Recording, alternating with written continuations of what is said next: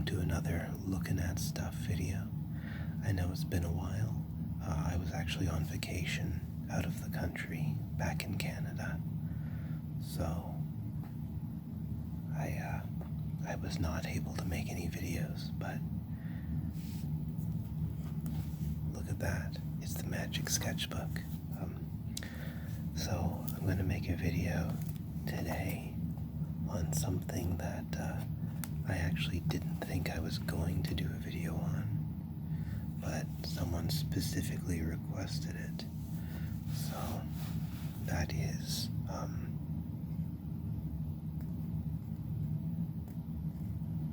Scotland, or in particular, oops, why do I keep getting, I have to adjust my camera. Okay, so in particular it is the time that I spent in Scotland when I was 19, so that would have been 2002, I believe. I mean, I know when I was 19, but I was trying to think of the year. I was 19 or 20 or something. I guess that's actually 18, so it's 2002 or 2003. I guess it was 2003. So, yeah, 19. And it was September, October, and I had actually planned to stay, so I had begun to take my Catholic religious faith very seriously at that point in my life, and I decided I wanted to become a monk. And there are, what you may not know in Catholicism is there are many, many ways you can become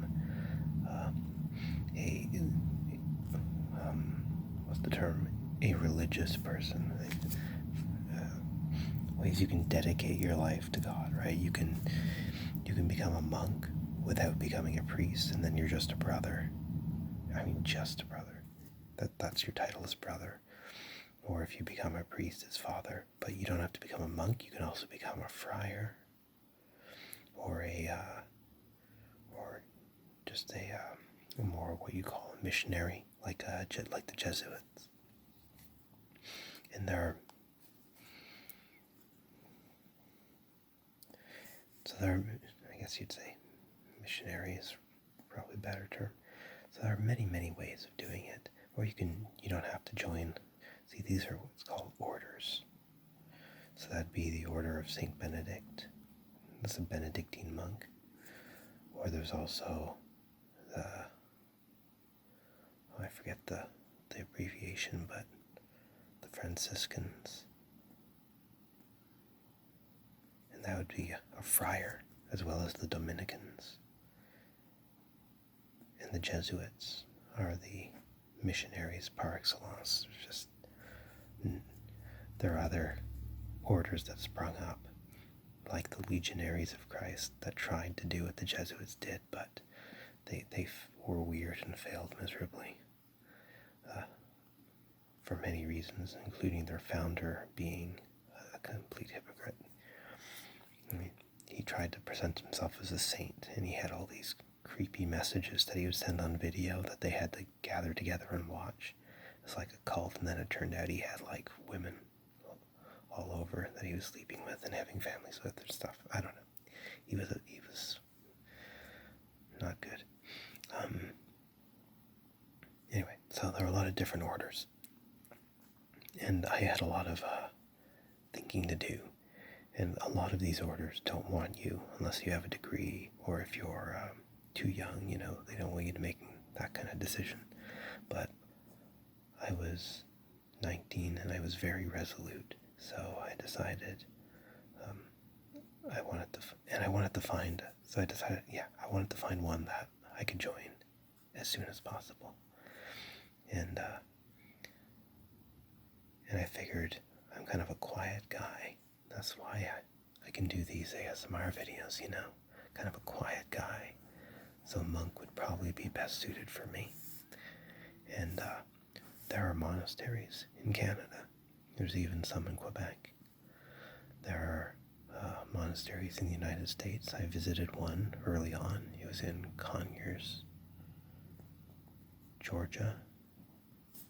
It's a Cistercian monastery or Trappist, one of those. I think it's Trappist. And they were very nice there, but I don't know. I didn't really feel it. The building, everything felt too new and too, I don't know, detached in a way, a little too integrated with modern life and a little too loose. So I started looking to the old world, and that'll be, so you're going to have to excuse me. I don't think much about the UK, but something like that. You have Ireland here, Wales here, England here, and then Scotland up here. And kind of like a lobster claw. And this is terribly inaccurate, but whatever. So of course there are monasteries in all of these places. There's one in England that I didn't even know about until later called Ramsgate. And I became friends with the abbot of Ramsgate. I don't know if he's still the abbot, but Abbot Lawrence. And he taught me a lot about how to read the scriptures. Well, what I call the scriptures at the time. Now it's just an interesting text. But at the time they were very significant to me. And then of course there's anyway, but in Scotland there's one called Pluscarden, and it instantly captivated me. It looked kind of like the monasteries you see on TV. This is another thing, is right, like it's very difficult to overestimate how much TV and movies have influenced people of my generation. Think of, and probably even more so, later generations. And they give you a lot of powerful images on how things should be and how they should look. And then you live your life and you find that things don't really resemble what's on TV that much. And but when you do find something that resembles movies and television, it kind of hits you with some strong feels. It's like, this feels right. And it's not so much because, we tend to think if it feels right that it's appealing to some sort of deep intuition. But I don't think it necessarily is. I think it's appealing more to images implanted into our head through movies, television, or even books, that give vivid descriptions, because images are not descriptive, they're normative, right? They tell humans are imitative creatures, and when we see something, it tells us how things should be, especially when we're young. So anyway, Pluscarden, but I don't know, maybe intuition's a part of it. Pluscarden really spoke to me. It is a building from the 1300s, so it is a very old building. It's nearly 800 years old. Actually, I think it's from 1280, so yeah, nearly 800 years old. And it belonged to a particular offshoot of the Order of St. Benedict, so Benedictines, called the, now I may be spelling this wrong, Vallambrosians, and they do not exist anymore.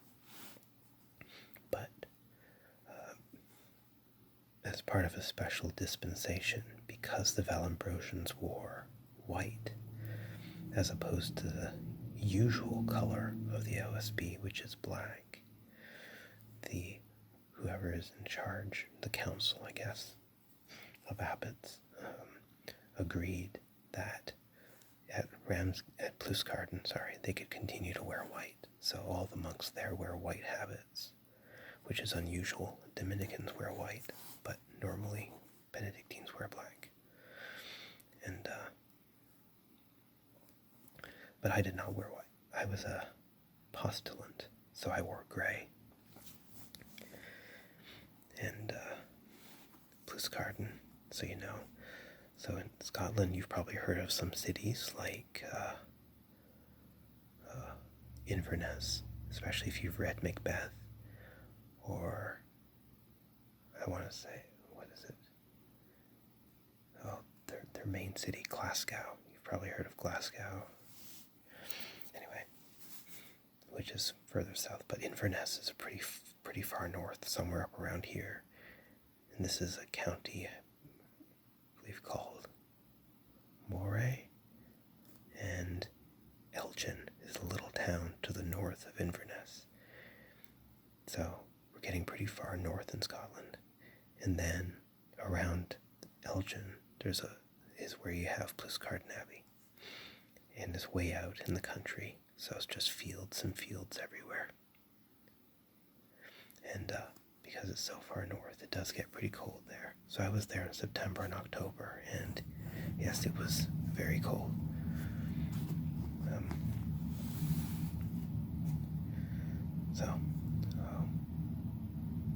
What else to say about? Oh yeah, Pluscarden was one that I really fell in love with. The other was I forget exactly the name of it, but it was a charter house. Now, most people, the term charter house doesn't mean a whole lot. If you ever read the Dune novels, charter house may make you think of the Bene Gesserit, which I think were largely based on Catholicism in Catholic religion. Frank Herbert drew a lot from Catholic culture in writing his novels. Or maybe that was a chapter house, I don't know. But yeah, sometimes you just mess with words. But anyway, charter house. What is a charter house? It is the Carthusian order, which was founded by Saint Bruno. And the Carthusians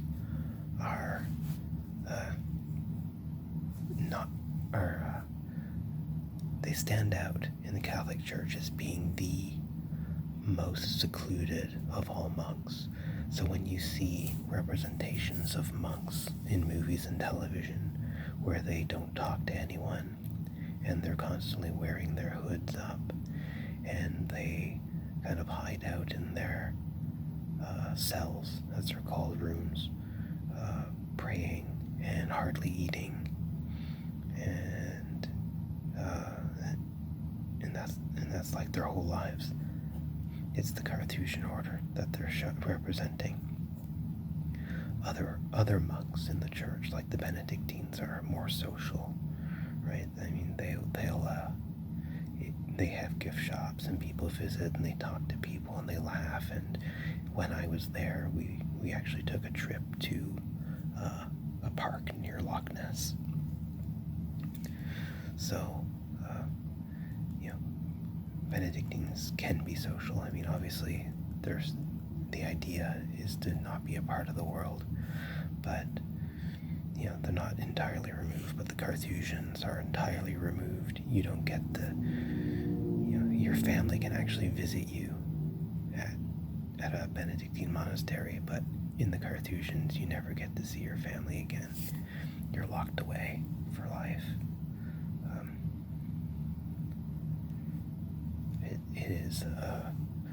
It's a very, very sacrificial life, and if you are not a believer, it may make absolutely no sense. At the time, it was extremely attractive to me. So it was between Pluscarden and the Carthusians, and they do have a charter house. I think it's called St. Hugh's Charter House in England. So I made arrangements to spend a month at Pluscarden and then another month at St. Hugh's. And while I was at Pluscarden, the novice master, Father Augustine, convinced me that it would be a bad idea to go to the Carthusians, because he said, for anyone who is contemplative, it can be a bit of a drug, and then you end up in a life that you really weren't prepared for, especially for someone as young as me. So they bought me a new plane ticket that would leave directly from Pluscarden back to my home within a month, and canceled my one from Scotland to England. So, and then they sent, yes, a fax. They sent a fax to the Carthusians. So they are not entirely without modern technology, but only the abbot and the prior get to use it. And they sent a fax telling them that I would be staying at the Pluscarden Abbey instead.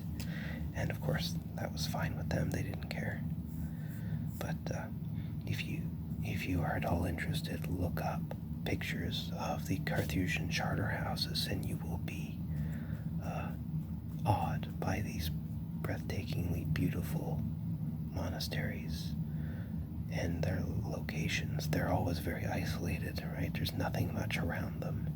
They're gorgeous buildings and beautiful sceneries, especially. There's one in Italy and another one in France, and they're just so beautiful. And of course, if people are going to, live their entire lives in this one building, they had better be surrounded by a lot of beauty. Okay, so from the Carthusians were out. Pluscarden, I ended up spending 2 months there. I never did return. The plan was, well, let me tell you a little bit about what it was like there. So,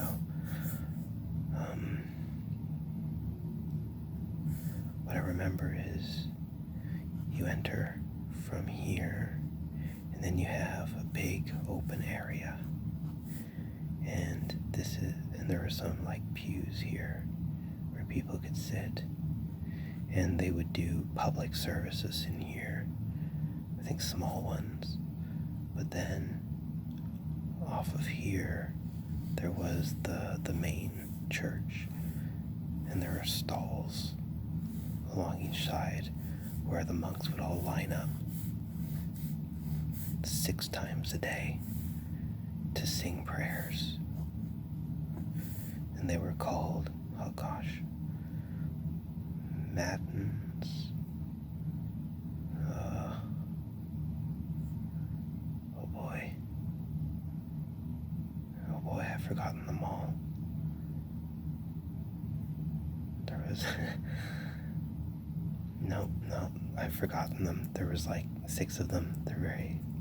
But I haven't thought about them in, a very long time. So I don't remember what they were called, but I think nones, vespers. Vespers was the one in the evening. This was obviously the one in the morning. This is the evening. This one was around 9. Then there was Mass in there, of course. And I don't know.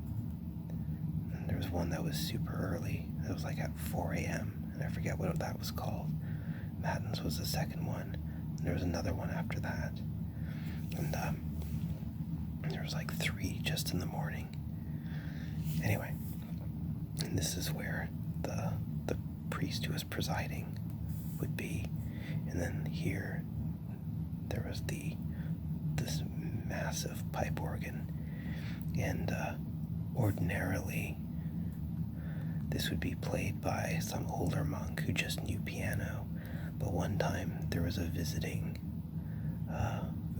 organist by the improbable name of Mr. Bunny, and I believe he was from the Philippines.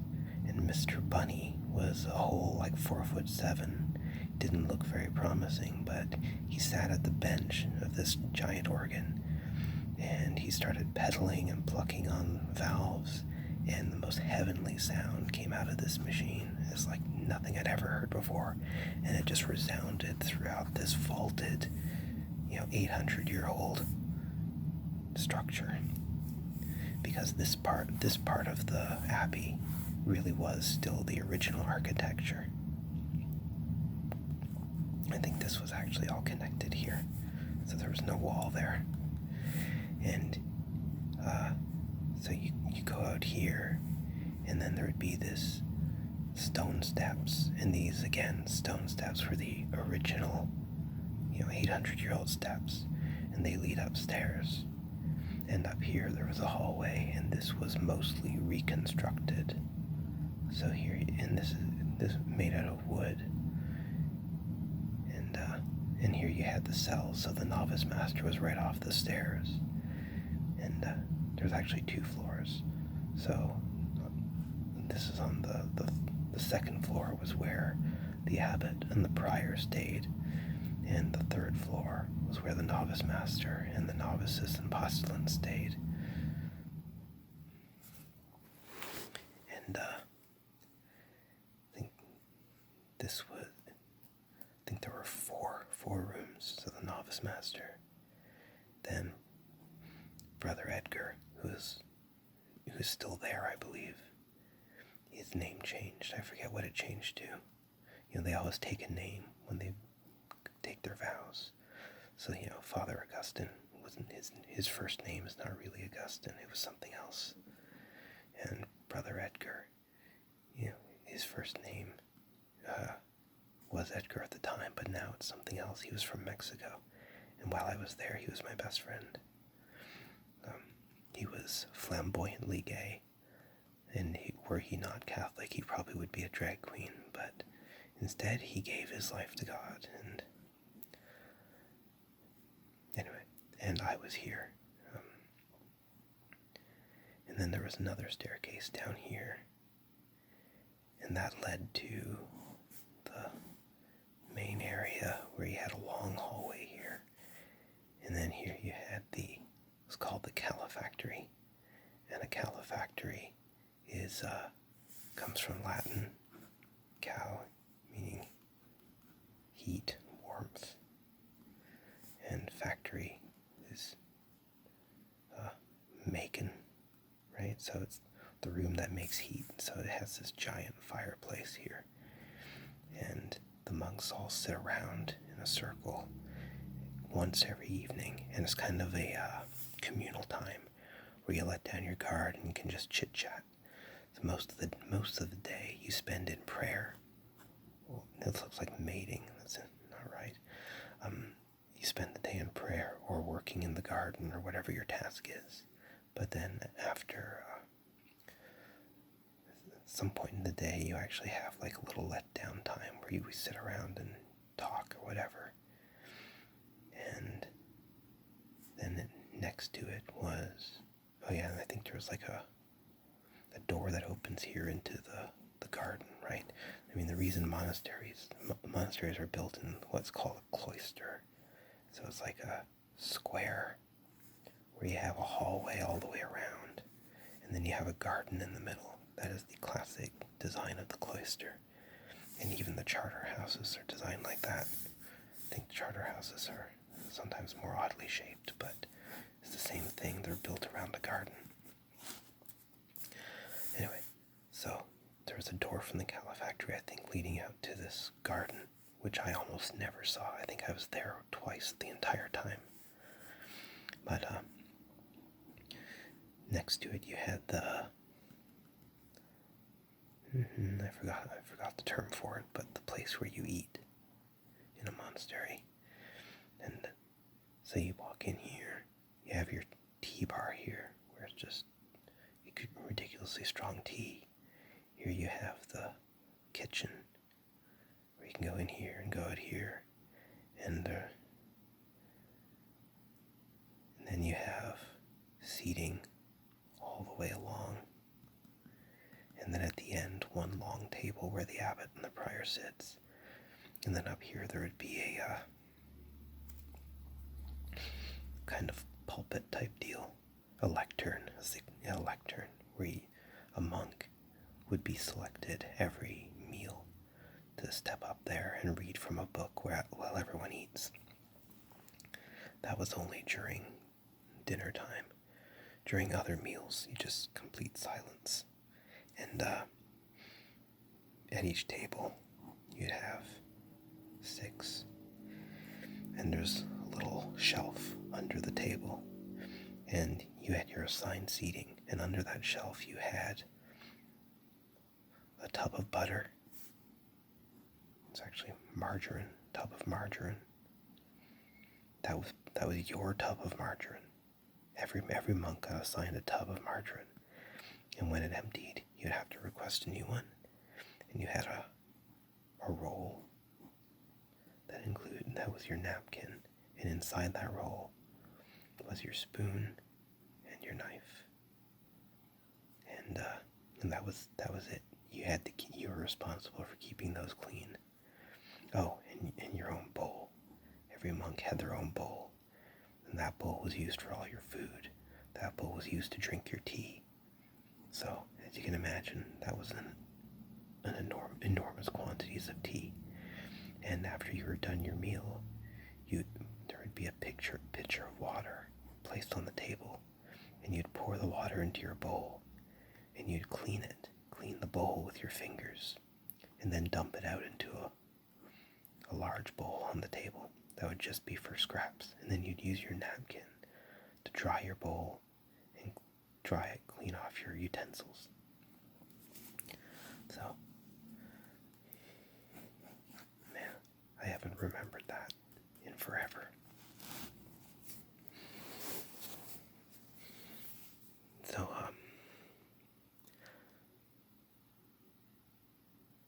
what else? Okay, and then from there was, somewhere up here, there was another little chapel that had some ornate stuff in it, and I forget what it was for, but I think it was called Mary's Chapel or something.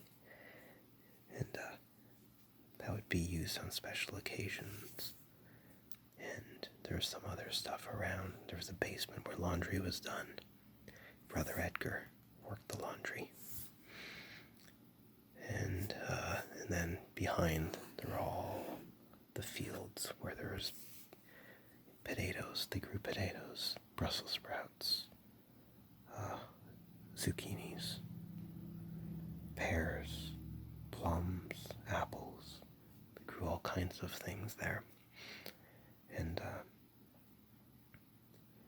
I was there during the potato harvest, which was pretty awful. So basically you have these potato fields where the potatoes are planted. Well, it's the easiest way to get the potatoes out of the ground is you take a big tractor with a plow on the back, and it just drives straight down the potato field, and then potatoes just go flying out from this thing. And so the monks who are assigned to this duty just go behind the tractor and grab the potatoes as they fly out. And you're sneezing dust for the next day, but that's how it is. And there was a tomato greenhouse back there as well. And I absolutely hated working with the tomatoes because you touch them and they leave this green film on your hands. They're cherry tomatoes, and you have to touch the vines, and they leave this green film on your hands, and it takes forever to wash it off. But then working in the fields with the Brussels sprouts was even worse because there were nettles. And if you touch nettles, they leave these little kind of hair-like spines in your fingers, and you can't see them, so you can't pluck them out. They're too small. But they make your fingers itch. And if you happen to get nettles here, it'll be all red and itchy and stingy at times, and there's nothing you can do other than wait for it to take care of itself.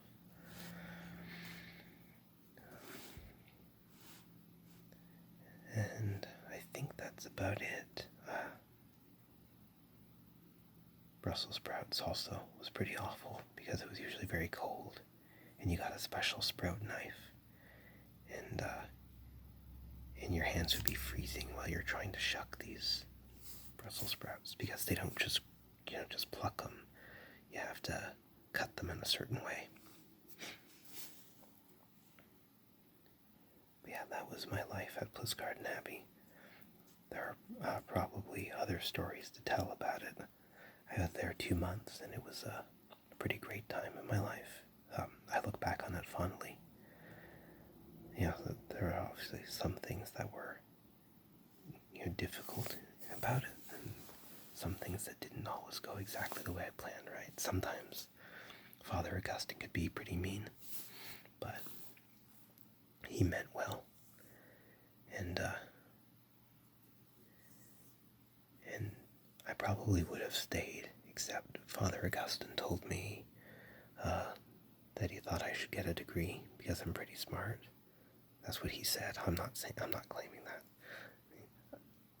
And I think he's right. I think it was the right thing to do. I did have the ability, and I don't know why I'm underlining that. And so I went to the University of Ottawa.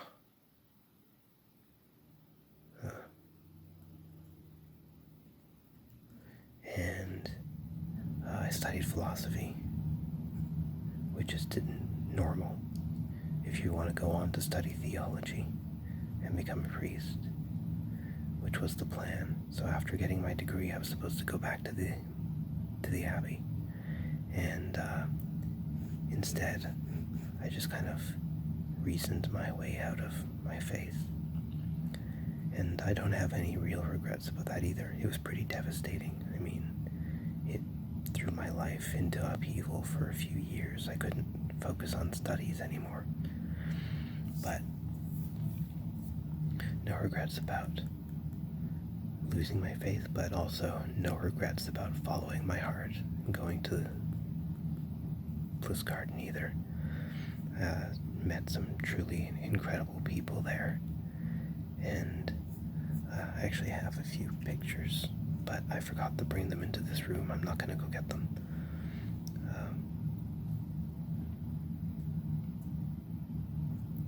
Yeah, I think that's really all I have to say about that. Before going to the university, they sent me to a weird Catholic commune in Ontario, in a small town called, Combermere. There's a place called Madonna House, and Madonna House is for people who they're not quite called to give themselves in a religious life like Plusgarden. They still want to be a little bit in the world, but they also don't really want to live, in regular society. So this woman from Russia named Catherine Doherty, that wasn't her original last name. She married a guy named Eddie Doherty, and together they created this place called Madonna House. And people just go there and live like on a commune. They don't make money. All their work is just done to keep building up the community. And they sell some things as well for extra cash. And there's a farm part of Madonna House, and I actually worked on the farm there, I guess because of my gardening experience at the monastery. But anyway, that was it. That was my experience with the Abbey and with Scotland. And I'm sure I'll never go back. But it was pretty cool. I know I keep kind of struggling to give this a proper ending, but that there is none. It just kind of fizzled out. And there's no great moral to take out of it. But you can go there. You can go to Plusgarden Abbey, and there's a gift shop, and they have an apiary. And because of that, you can just go and buy their honey with the honeycomb in it, and it's delicious.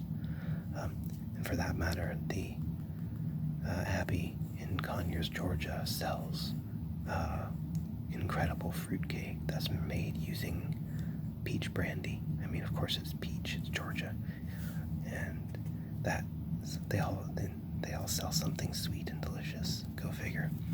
So that's it. If you enjoyed this story, or this video in general, please like, subscribe, and